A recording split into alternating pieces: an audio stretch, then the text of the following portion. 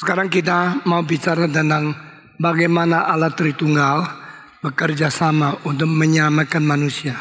Amin. Mari kita berdoa. Tuhan, pimpinlah jam selanjutnya. Berilah bijaksana kuasa kepada hamba-Mu yang hina ini. Beri kekuatan supaya kami boleh selesaikan seminar ini di dalam pimpinan dan anugerah Tuhan. Dalam nama Tuhan Yesus kami berdoa. Amin. Allah Bapa itu Allah. No problem. Kita tahu dia Allah.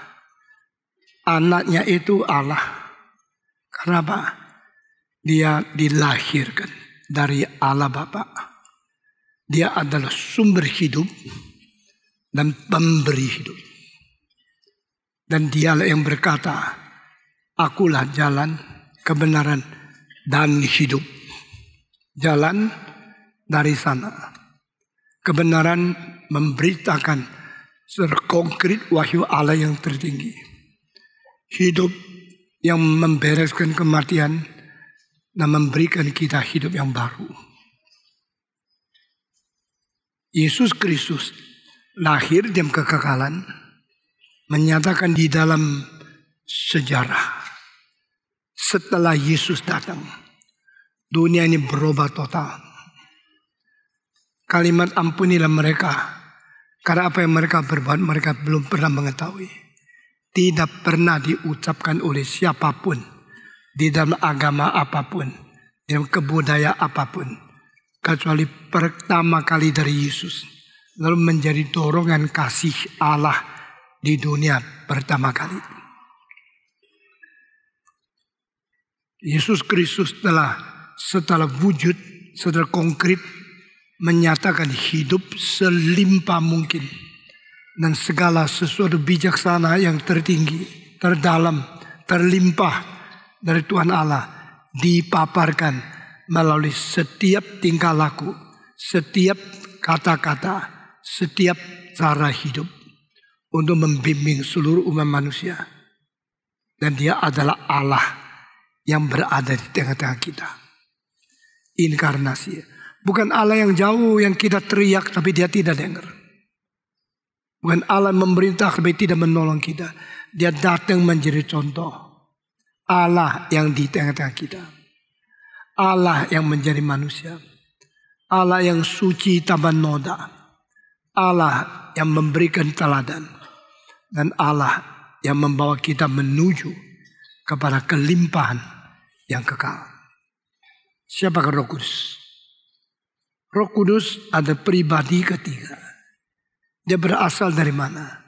Dia dari Allah. Dia ada roh Allah. Dan dia ada roh Kristus. Roh Kudus itu roh kekal. Hanya tercantum satu kali dalam Alkitab. Ibrani 9:14. Roh Kudus roh kebenaran. Berkali-kali keluar dari mulut Yesus Kristus. Sampai roh kebenaran datang kepadamu, engkau akan dipimpin ke dalam segala kebenaran. Roh Kudus roh yang memberi hidup. Roh pemberi hidup dan pembebas manusia. Yang melepaskan kita daripada hukum kematian dan hukum hidup. Di dalam Roma pasal 8 ayat kedua. Roh Kristus, roh Allah. Ada roh yang sendirinya Allah. Karena dari mana kita mengetahui? Karena dia adalah pribadi ketiga yang secara diam-diam tapi mengwahyukan kebenaran Allah kepada manusia. Roh Allah turun kepada satu nabi. Nabi itu tulis firman Tuhan. Roh Allah turun kepada satu rasul. Rasul itu menulis perjanjian baru. Roh Allah yang ada roh kebenaran. Roh Allah ada roh yang kekal. Roh Allah ada roh yang suci. Dan yang memberikan kesucian kepada umat manusia. Dia sendiri adalah Allah. Karena Alkitab mengatakan dia bukan hanya prinsip Allah. Dia bukan hanya angin seperti istilah ruah itu. Dia adalah Allah yang berbicara kepada manusia. Itu sebab Allah berpribadi, Roh Kudus berpribadi. Roh Kudus berpribadi karena Alkitab mengatakan Roh berbicara. Utuslah Paulus pergi pekabaran Injil. Jikalau Roh Kudus hanya satu prinsip Allah, Roh Kudus hanya semacam kuasa Allah saja. Dia tidak mempunyai keinginan, dia mempunyai makna, tidak mungkin mempunyai pembicaraan untuk utus manusia. Di dalam pribadi yang kita tahu, ada kehendak, ada rasio, ada emosi. Jangan mendukakan Roh Kudus. Berarti Roh Allah itu bisa sedih. Adalah Allah yang hidup di dalam diri kita. Dia bisa sedih. Roh Allah adalah roh yang mengwahyukan kebenaran. Memberikan bijaksana ilahi kepada manusia. Roh Allah adalah roh yang mengkuduskan manusia. Di dalam kitab suci hanya 3 hal yang membersihkan manusia. Pertama, firman Allah, firman suci, dan firman yang membersihkan. The word of God is the power to cleanse us. Kedua, di dalam Alkitab hanya darah Yesus yang membersihkan kita. Karena pengorbanan dia, karena kematian dia, pengaliran darah yang menyatakan hidupnya telah dituangkan untuk mengganti kita. Itu hidup yang di dalamnya Tuhan membersihkan dosa kita. Sama seperti domba dipersembahkan kepada Allah. Dan di dalam darah domba itu ada pengampunan dosa. Tanpa pengaliran darah tidak ada pengampunan dosa. Di dalam seluruh perjanjian lama, semua korban dosa, korban penebusan adalah korban yang pakai domba sebagai lambang. Sampai hari ini agama lain masih memberikan domba dikorbankan, lalu mereka boleh mengurangi dosanya. Tapi Alkitab mengatakan bukan darah dari domba, bukan darah dari lembu, tetapi darah daripada dia yang firman menjadi daging. Allah menjadi manusia, sendiri datang menjadi korban untuk mengganti kita yang melampaui pengorbanan daripada binatang-binatang yang dipersembahkan. Jadi Tuhan Allah dengan firman-Nya membersihkan hati kita. Tuhan Allah dengan pengorbanan Yesus Kristus, darahnya membersihkan kita. Dan ketiga, Tuhan Allah dengan kuasanya di dalam diri Roh Kudus membersihkan hati kita. Jadi Allah Bapa, firman-Nya. Allah anak jelmaan manusia, darahnya. Allah Roh Kudus langsung memberikan kesucian kepada kita. Dikuduskan karena roh dan dibersihkan karena darah Kristus. 1 Petrus pasal 1 ayat kedua merupakan definisi terbaik siapakah orang Kristen. Mari kita semua membaca 1 Petrus pasal 1 ayat kedua. Penulis Petrus mengatakan, aku Petrus menulis surat kepada semua orang yang berada di tempat-tempat yang disebut di sini. Sesudah itu, terus dia mengatakan, yaitu orang-orang yang dipilih sesuai dengan rencana Allah Bapa atau kekekalan kehendaknya, dan yang dikuduskan oleh Roh supaya taat kepada Yesus Kristus dan menerima percikan darahnya. Inilah orang Kristen. Kiranya kasih karunia dan damai sejahtera makin melimpah atas kamu. Siapakah orang Kristen? Adalah orang yang dipilih Allah sebelum dunia diciptakan. Orang yang dikuduskan oleh Roh yang dikaruniakan. Lalu yang didesak dibawa kepada Kristus, dipercikan darah untuk menjadi penebusan, untuk mengganti dosa kita. Jadi di dalam ayat ini menyebut berapa pribadi? Semua menjawab saya. Berapa pribadi?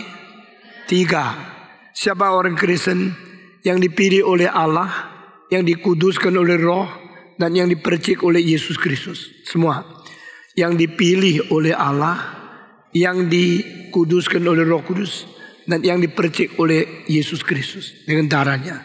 Allah Bapa, Allah Roh Kudus, dan Allah Anak. Hanya 3 pribadi ini yang merubah status kita dari orang berdosa menjadi orang yang ditebus oleh Tuhan. Dari orang berdosa menjadi kaum pilihan yang dibersihkan oleh darah Tuhan. Dengan demikian Allah Bapa, Allah Anak, Allah Roh Kudus, 3-tiganya mengerjakan pekerjaan yang hanya bisa dikerjakan oleh Allah sendiri. Hanya Allah sanggup melakukan pekerjaan Allah. Only God, and besides God there no one can do the work of God. Allah mengerjakan apa? 3 perkara yang dikerjakan oleh Bapa, Anak, dan Roh Kudus. Pertama, pencipta. Kedua, menebus. Dan ketiga, mewahyukan kebenaran dan memberi hidup yang baru. Sekali lagi, hanya 3 hal yang bisa dikerjakan oleh Allah sendiri. Allah Bapa, Allah Anak, Allah Roh Kudus sama-sama mengerjakan. Pertama, yang mencipta. Kedua, yang menebus. Yang ketiga, yang mewahyukan kebenaran dan membawa manusia kepada pengertian kebenaran dan rencana Allah, serta memberi hidup kepada manusia. Saudara-saudara, di dalam cipta Allah Bapa berbagian, Allah Anak berbagian tidak? Jawab. Allah Roh Kudus berbagian tidak? Dengar kalimat di bawah. Allah berkata, aku mencipta dunia. Lalu Rohnya bekerja untuk menggenapi apa yang diinginkan oleh Bapa. Allah Bapa berkata, firman Anak, Rohnya bekerja, Roh Kudus. Jadi di dalam ayat pertama saja sudah jelas membicarakan bagaimana Allah Tritunggal bekerja di dalam mencipta. The one who speaks manifests his eternal will. The spoken one is the word comes out from Father, which is together with Father as God. And the power of God to execute and to practice everything spoken by God. Allah berbicara dan bekerja. Allah Bapa berbicara berarti mengutarakan kehendaknya. Allah Anak yaitu firman yang beserta dengan Allah, dia adalah sendiri Allah, menjadi kehendak yang dinyatakan. Allah Roh Kudus adalah yang berkuasa menggenapi. Dan demikian waktu Allah berbicara, Allah bekerja, Allah yang berbicara itu Bapa. Allah mengutarakan kehendaknya itu Anak. Allah menggenapi rencananya itu Roh Kudus. Jadi when God speaks, the Father manifests His will, and the Son is the spoken and revealed the truth of the planning of God. And the Holy Spirit is the one who make everything accomplished. Di dalam penciptaan Allah berbagian, Anak berbagian, Roh Kudus berbagian. Waktu Allah berkata, saya mau menciptakan segala sesuatu, kata yang keluar dari mulut Allah itu adalah firman. Dan firman itu adalah yang menjadi daging, yaitu Yesus Kristus. Tapi dari permulaan firman itu adalah yang besar dengan Allah menurut Yohanes pasal 1. Dan demikian Allah Bapa mengutarakan kehendaknya. Allah Anak menyatakan kehendaknya. Allah Roh Kudus menggenapi kehendaknya. Itu sebab waktu Allah berkata, kalimat-kalimat yang keluar dari Allah itu mengutarakan rencana dan kehendak Allah. Tapi Roh Kudus menggenapi rencana dan kehendak Allah. The spoken word manifests His will, and the Spirit who accomplish His will. Di mana Allah berkata, maka kehendaknya nyata dan kehendaknya jadi. Allah Bapa, Allah Anak, Allah Roh Kudus, tiga-tiga bekerja bersama-sama untuk menggenapi rencana penciptaan. Ini pertama. Kedua, Allah menyelamatkan. Allah Bapa menyelamatkan. Allah Anak ikut menyelamatkan. Allah Roh Kudus ikut menyelamatkan. Allah Bapa yang menyelamatkan, merencanakan predestinasi dan merencanakan seluruh rencana keselamatan. Ini adalah Allah Bapa mempersiapkan penebusan. Allah Anak datang ke dunia menggenapi rencana penebusan. Dan Allah Roh Kudus dikirim menawarkan dan melaksanakan penebusan. Ini Allah Bapa, Allah Anak, Allah Roh Kudus. Ikut saya. Allah Bapa merencanakan keselamatan semua. Allah Anak menggenapi rencana keselamatan semua. Ketiga, Allah Roh Kudus melaksanakan keselamatan yang sudah digenapi. Allah Roh Kudus melaksanakan keselamatan yang sudah digenapi. Allah Bapa mempersiapkan dengan kata nubuat Dia, dengan kata nubuat dari para nabi-nabi di dalam perjanjian lama. Tetapi belum jadi karena Yesus belum datang, sehingga keselamatan itu hanya dinubuatkan, direncanakan, tetapi belum ada tindakan untuk menggenapi. Lalu Allah Bapa yang sudah persiapkan rencana keselamatan begitu banyak ribu tahun, akhirnya mengirim anaknya ke dunia. Anak ke dalam dunia, Dia mengatakan, I come to accomplish your will. Di dalam Mazmur 45 dan di dalam Ibrani pasal 10 ayat 7. Pada waktu Kristus datang ke dunia, bukan Yesus ya, pada waktu Kristus datang ke dunia, Dia mengatakan, my God, I come to accomplish your will. Allahku, aku datang menggenapi rencanamu. Perkaraku sudah tertulis di dalam gulungan kitabmu. Segala sesuatu mengenai apa yang akan terjadi padaku sudah tercantum di dalam kitab gulunganmu. Dari Yesus datang menjadi pribadi kedua yang melaksanakan apa yang direncanakan oleh pribadi pertama. Lalu pada waktu Yesus di dalam dunia, Dia mengatakan, aku datang menggenapi akan rencanamu mulai umur 12. Tidak tahukah bahwa aku harus senantiasa berada di rumah Bapakku? Tidak tahukah bahwa aku harus selalu menaruh niat Bapakku di dalam hatiku? Dia adalah orang pertama yang umur 12 mengatakan kalimat yang begitu agung, begitu suci, yang begitu bersifat ilahi. I come to accomplish the will of God. Nah, umur 33 sebelum Dia naik ke atas kayu salib, Yesus Kristus mengatakan kalimat, aku datang menggenapi rencanamu. Dan di atas kayu salib Dia mengatakan, genaplah. Sehingga kita melihat kedua pribadi adalah penggenap rencana yang disiapkan oleh Allah Bapa di dalam sepanjang sejarah yang tercantum di dalam sejarah yang disebut Perjanjian Lama. Yesus Kristus penggenap, Allah yang mempersiapkan. Allah Bapa mempersiapkan keselamatan. Yesus Kristus menggenapi keselamatan. Sesudah itu Yesus naik ke surga. Dia berkata, jikalau aku tidak naik, Roh Kudus tidak turun.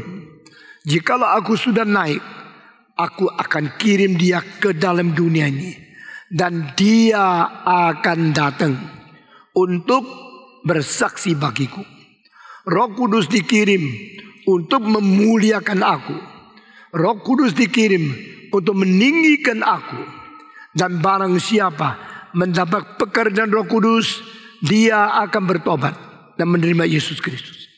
Itu sebab pribadi kedua mengatakan, jikalau Roh turun atas kamu, maka kamu akan menjadi saksiku. Mulai dari mana? Yerusalem. Lalu ke mana? Tanah Yudea. Lalu ke mana? Samaria. Sampai ke mana?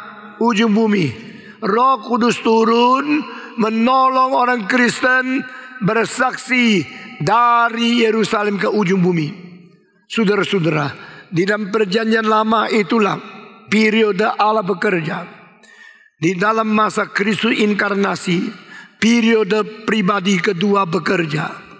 Setelah Yesus naik ke surga, kirim Roh Kudus, menjadi periode Roh Kudus bekerja. Jadi Allah Bapa bekerja, sedang mempersiapkan semua di perjanjian lama. Turun Yesus Kristus bekerja untuk menggenapi apa yang sudah direncanakan oleh Allah.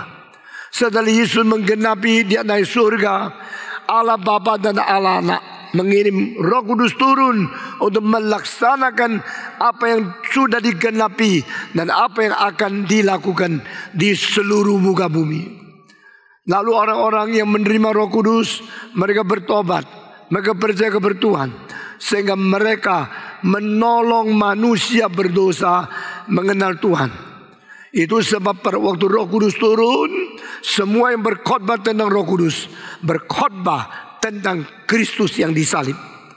Saudara-saudara, inilah kepenuhan Roh Kudus yang benar, yang sejati, yang fakta, yang real.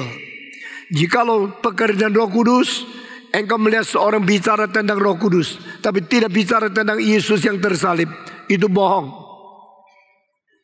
Jika engkau mendengar seorang bicara tentang Yesus dan penuh dengan kuasa Roh Kudus, dia jujur. Karena Roh Kudus datang untuk memuliakan siapa? Roh Kudus datang untuk memuliakan siapa? Yesus Kristus yang tersalib. Ingat ya, Roh Kudus datang bukan untuk membanggakan orang yang ada Roh Kudus. Saya ada Roh Kudus, saya bisa karunia lidah. Coba lihat. Itu orang yang bicara tentang roh, yang bicara bahasa roh, membanggakan diri mempunyai roh. Itu bukan dipenuhi Roh Kudus. Karena dia datang untuk memuliakan aku. Maka hamba Tuhan yang berkhotbah mentinggikan Kristus, itulah hamba Tuhan yang dipenuhi Roh Kudus. Roh memenuhi seseorang bukan untuk membanggakan orang itu sendiri. Roh Kudus memenuhi seseorang supaya orang itu diberikan kekuatan dan kuasa meninggikan Kristus. Orang Kristen harus mengerti rahasia ini sehingga tidak tertipu oleh orang kelihatan ada roh, tetapi pelayanannya adalah membanggakan diri. Kita harus mengetahui roh is given in order to help people to glorify Jesus Christ. The Spirit is given to witness for the crucified Christ. Jadi orang yang mentinggikan Kristus itulah orang yang dipenuhi Roh Kudus. Orang yang memuliakan Roh Kudus itu orang yang menerima roh yang diturunkan oleh Bapa untuk mentinggikan Kristus. Karena ia datang untuk memuliakan aku. Dia datang untuk bersaksi bagiku. Dan dia datang untuk memberikan kepada engkau beberapa hal. Pertama, memberikan hati pertobatan kepadamu. Tanpa gerakan Roh Kudus, tidak ada orang yang menyebut Yesus sebagai Tuhan. Demikian Paulus. If you are not receiving the work and moved by the Holy Spirit, no one can call Jesus as Lord. Yang menyebut Yesus Tuhan, Tuhan, tanpa Roh Kudus, dia tidak masuk surga. Jangan kira semua yang menyebut aku Tuhan, Tuhan masuk surga. Hanya mereka yang melakukan kehendak Tuhan. Dan mereka bisa melakukan kehendak Tuhan karena mereka menerima Roh Kudus. Akhirnya mereka berbuah Roh Kudus. Karena yang pohonnya baik, buahnya baik. Yang buahnya jelek, membuktikan pohonnya jelek. Roh Kudus turun kepada kamu, engkau mendapat hidup yang baru. Dari Roh Kudus menyatakan buah Roh Kudus, maka engkau melakukan kebajikan. Dan engkau bukan hanya menyebut Tuhan, Tuhan. engkau melakukan kehendak Tuhan, engkau akan masuk ke dalam kerajaan surga. Roh Kudus datang untuk menolong engkau bertobat. Roh Kudus datang untuk menyebut engkau, memanggil Yesus sebagai Tuhan.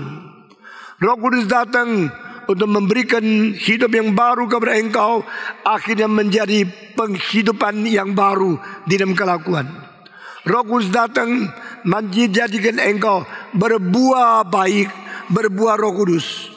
Roh Kudus datang memberikan keberanian kepada engkau untuk bersaksi bagi Kristus. Roh Kudus datang memberikan urapan kepada engkau sehingga bibir mulutmu menjadi sesuatu buah daripada kebenaran. Sehingga dari perkataanmu engkau menghasilkan pertobatan orang lain yang menerima saksi dan khotbah yang kau sampaikan, dan mereka menjadi orang Kristen. Ini semua pekerjaan Roh Kudus. Dan Roh Kudus datang mengajar engkau ke dalam segala kebenaran. Roh Kudus datang mengingatkan engkau semua kalimat yang pernah dikatakan oleh Yesus Kristus. Roh Kudus datang to recall, to make you remember everything had been spoken by Jesus Christ. Roh Kudus tidak mengajarkan doktrin yang baru. Roh Kudus mengingatkan kembali semua firman yang dikatakan oleh firman Allah, yaitu Kristus yang firman datang menjadi daging dan berfirman kepada kita. Apa yang pernah dikatakan oleh Yesus Kristus, Roh Kudus mengingatkan kita kembali. Jadi Roh Kudus membantu otak kita, menyegarkan ingatan kita, mengembalikan perkataan Tuhan yang pernah dikatakan kepada kita, untuk kita ingat kembali. Kita ingat kembali semua kalimat Tuhan. Saudara-saudara, Roh Kudus tidak membuat doktrin yang baru. Roh Kudus mengingatkan kita akan apa yang pernah dikatakan oleh Yesus Kristus pada waktu dia masih hidup di dunia. Dan Alkitab mengatakan Roh Kudus datang, dia akan memimpin kamu ke dalam segala kebenaran. Segala kebenaran termasuk yang sudah lewat dan yang akan datang. Berarti Roh Kudus akan mempersiapkan engkau menanti kedatangan Kristus kali kedua. Roh Kudus datang akan memimpin engkau, menggerakkan engkau, memberi pengharapan kepada engkau, dan mengarahkan pengharapanmu menuju kepada hari kiamat di mana Yesus sudah janji dia akan datang kembali. Orang yang dipenuhi Roh Kudus adalah orang yang memuliakan Tuhan. Orang yang dipenuhi Roh Kudus adalah orang yang hidup suci. Jangan percaya kepada pendeta-pendeta yang mengatakan dia ada Roh Kudus, tapi keuangan sama seks tidak beres. Semua ketidakberesan pendeta-pendeta besar hanya di dalam dua hal ini yang nonjol. Pertama, di dalam keuangan gereja tidak jujur. Kedua, di dalam seks tidak setia kepada istri. Saudara-saudara, barang siapa yang bernoda di dalam penyelewengan seks dan penyelewengan keuangan, itu adalah orang yang bukan mempunyai Roh Kudus yang sejati. Roh Kudus adalah roh suci semua. Orang dipenuhi Roh Kudus adalah orang hidup di dalam kesucian. Dan kesucian dibuktikan daripada keuangan dia jujur, seks dia setia. Kalau di dalam dua hal ini dia tidak jujur, tidak setia, dan dia anggap dia mempunyai Roh Kudus, jangan percaya. Karena Roh Kudus tidak mungkin membiarkan manusia dengan serakah, tamak uang menjadi korupsi dan menyeleweng keuangan. Gereja-gereja mengatakan saya ada Roh Kudus, tetapi hidupnya tidak kudus. Jangan percaya. Karena Roh Kudus adalah roh kebenaran. Roh Kudus adalah roh kudus semua. Roh Kudus adalah roh kebenaran. Roh Kudus adalah roh suci. Saudara-saudara, pada waktu roh setan memberikan engkau anggota yang banyak, kelihatan Tuhan bekerja, gereja berkembang, uang persembahan begitu banyak. Jangan senang. Itu investasi dari iblis untuk menghancurkan pekerjaan Tuhan. Bukan di dalam gerejamu, di dalam seluruh dunia. Karena setan memberikan 5.000 anggota untuk kamu, engkau senang. Setelah itu mengakibatkan 50 juta menghina kekristenan. Engkau tidak sempat lari. Banyak pendeta tidak mengerti siasat iblis. Banyak pendeta kira kalau orang banyak itu Roh Kudus. Tapi hidupnya tidak kudus. Seksnya tidak kudus. Itu bukan Roh Kudus. Itu roh yang najis. Telah datang memberikan satu rayuan, sesuatu penipuan, sehingga engkau takluk kepada dia. Sama seperti Yesus Kristus didatangi oleh iblis yang berkata, takluk kepada aku, sembah aku satu kali. Aku akan memberikan dunia dan segala kekayaan kepada engkau. Yesus menjawab apa? Yesus menjawab, nyala engkau setan. Yesus tidak mau kaya. Yesus lebih baik miskin, naik ke atas kayu salib, mati mengganti kita. Tetapi dia bukan minta kekayaan daripada dunia. Saudara-saudara, kita berada di dalam tangan Tuhan. Allah Bapa, Allah Anak, Allah Roh Kudus. Allah Tritunggal dengan teliti memelihara kita dan memberikan pedoman di dalam kitab suci. Tapi kita tidak mau firman-Nya, tidak mau kebenarannya, kita tidak mau kekudusannya. Yang menolak firman bukan yang bakar Alkitab, yang membicara Alkitab tapi semua diselewengkan. Dengar kalimat ini baik-baik. Semua orang yang menolak kitab suci justru adalah orang di atas mimbar baca kitab suci, tapi semua kalimat diselewengkan. Yesus berkata, pikul salib ikut aku. Mereka mengatakan, engkau ikut Tuhan pasti menjadi kaya raya. Penyelewengan itu terjadi. Mengatakan khotbah-khotbah yang kelihatan enak didengar. Seperti yang berkata, saya tidak pernah akan bicara tentang neraka. Saya tidak akan bicara tentang penghakiman Tuhan. Saya tidak akan bicara tentang dosa. Saya tidak akan bicara tentang Tuhan akan menghancurkan kamu berdosa. Saya hanya bicara kabar kamu kesuksesan. Supaya gereja ini boleh bertumbuh. Tetapi gereja bertumbuh di luar kehendak Tuhan. Bertumbuh menurut segala investasi dari setan. Saudara-saudara, Allah Bapa, Allah yang suci. Allah Anak, Allah yang suci.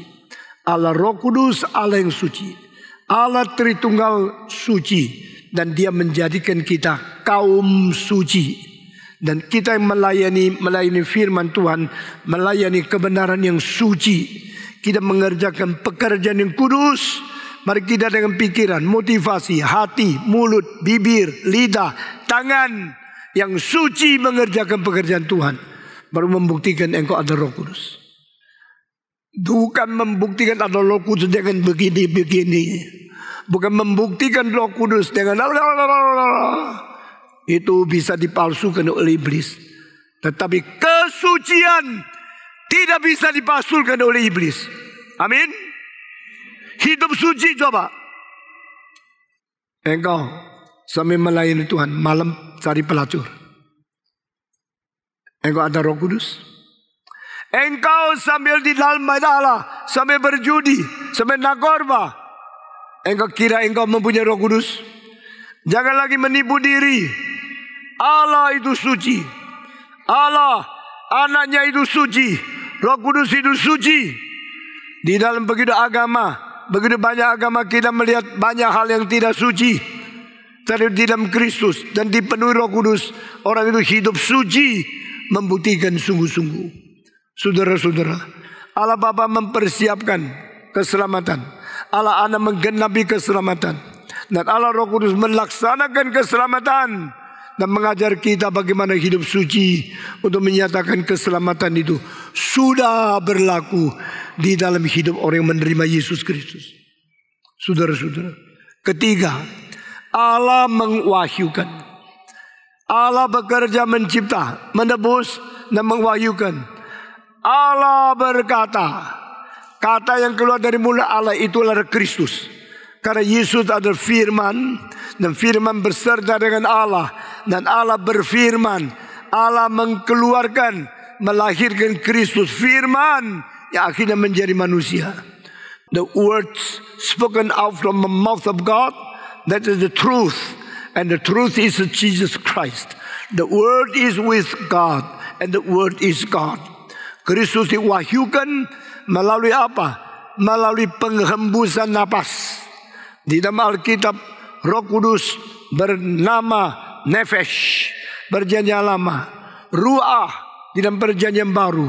Dan ini adalah Tuhan pada waktu mengeluarkan perkataan seperti saya berkata-kata, tak mungkin saya tidak napas dulu.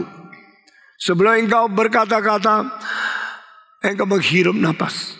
Setelah engkau menghirup napas, engkau pakai napas mengeluarkan perkataan-perkataan. Kita berbeda dengan mesin, dengan tape recorder. Kita pakai napas untuk keluarkan kata-kata. Tape recorder tidak. Waktu napas itu keluar, kalimat itu didengar, kalimat itu melalui transportasi kenapasan itu keluar daripada seseorang. Demikian Allah Bapa mengeluarkan firman melalui napasnya yang berkata kepada kita. Allah Bapa sumber wahyu, Allah Roh Kudus transportasi wahyu, Allah Anak adalah konten daripada wahyu. God is a revealer. The Father revealed through His Spirit breathing out. And the word spoken from the breathing of God is Jesus Christ. Allah Bapa dengan napasnya yaitu Roh Kudus mengutarakan firman yang keluar dari mulutnya yaitu Kristus.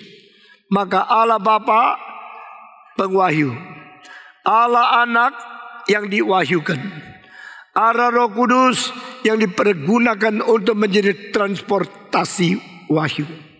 Dan demikian Allah pengwahyu, Allah Bapa pengwahyu, Allah Anak pengwahyu, Allah Roh Kudus pengwahyu.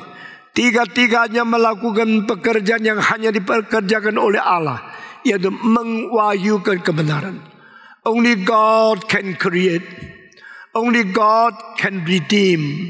Only God can reveal. Hanya Allah yang bisa mencipta. Hanya Allah yang bisa menyelamatkan. Hanya Allah yang bisa mengwahyukan semua. 1, 2, 3.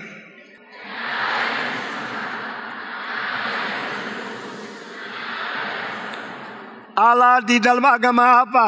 Tritunggal. Allah di dalam agama apa bicara tentang ketiga pekerjaan ini? Which God in which religion tell you about His work of creation, His work of redemption, and His work of revelation. Hanya di dalam kitab suci kita melihat Allah Tritunggal.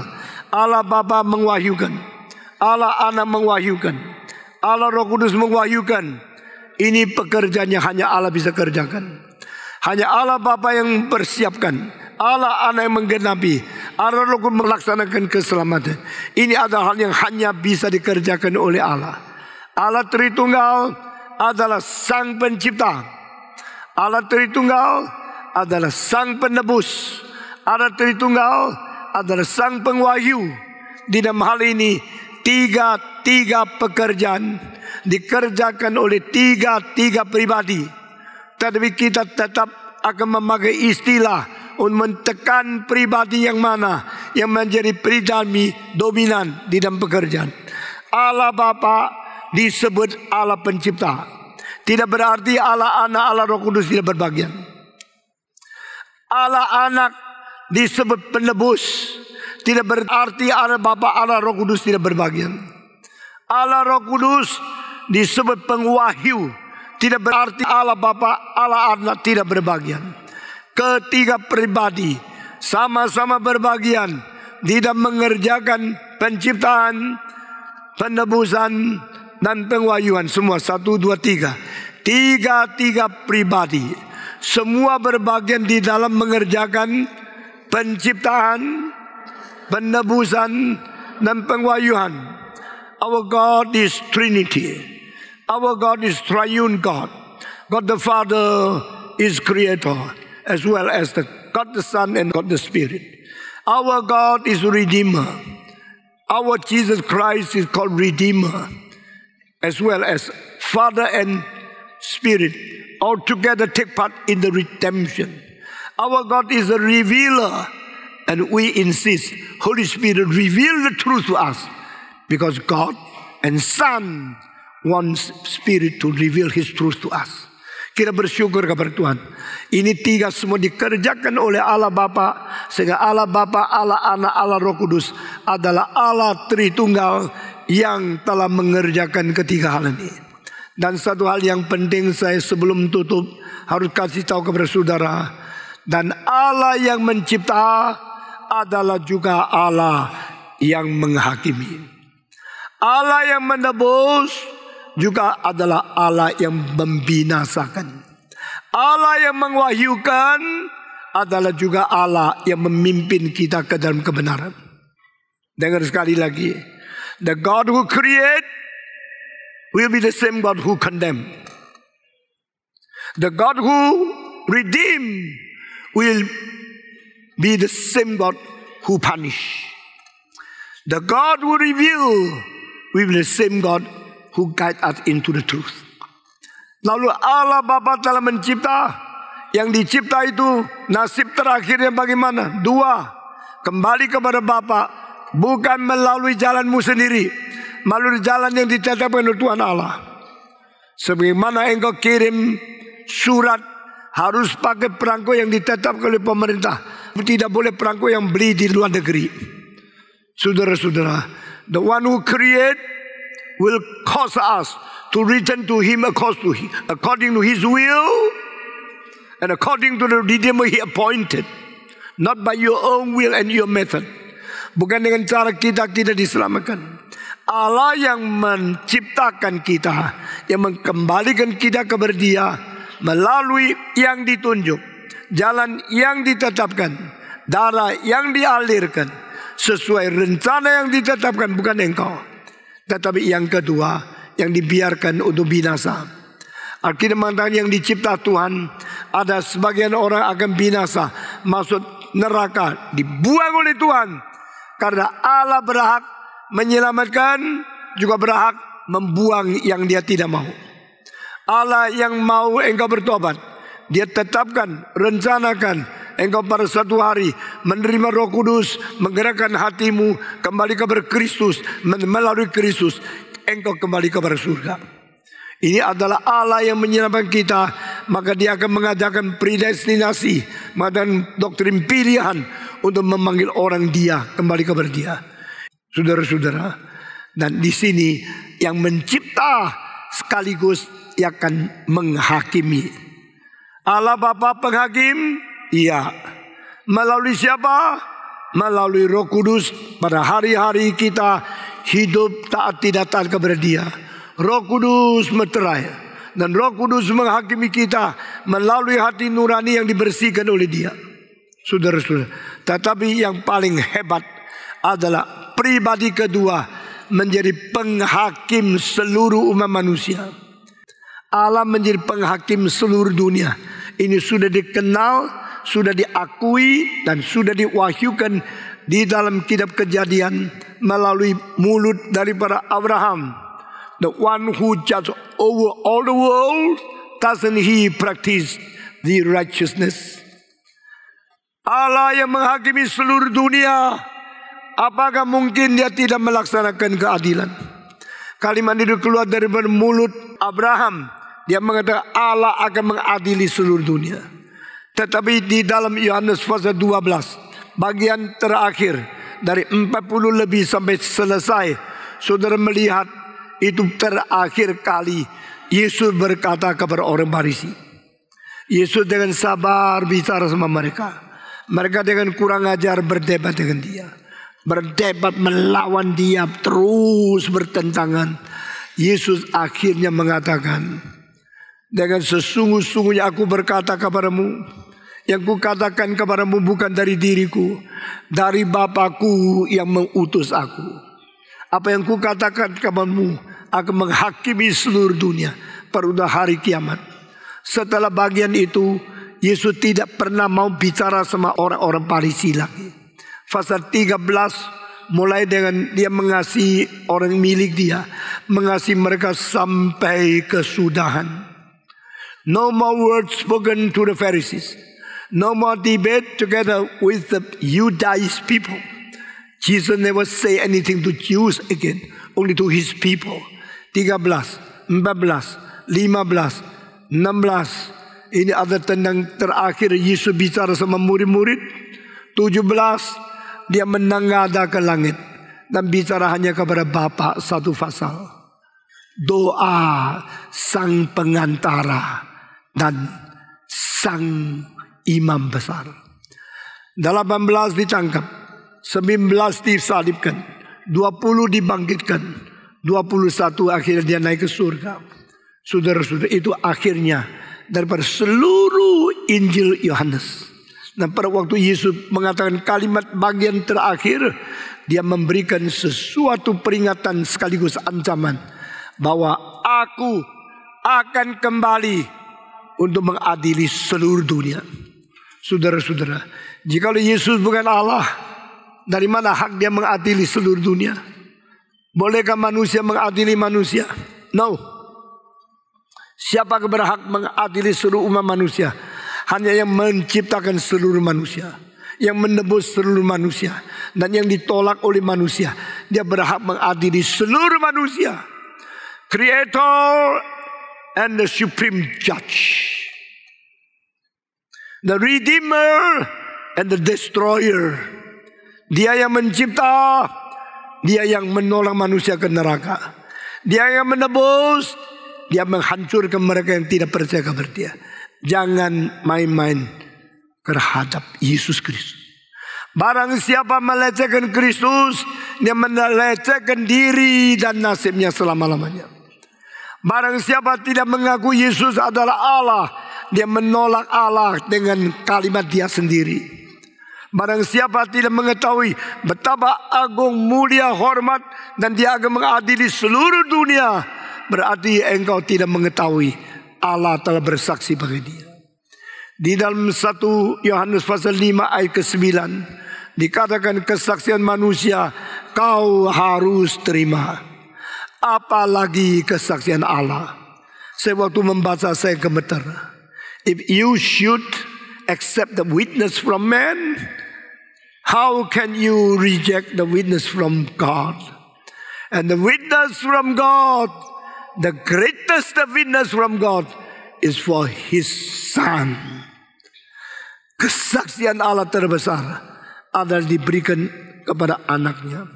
Saudara-saudara, sekarang selain orang Kristen, agama Yahudi tidak menerima Kristus.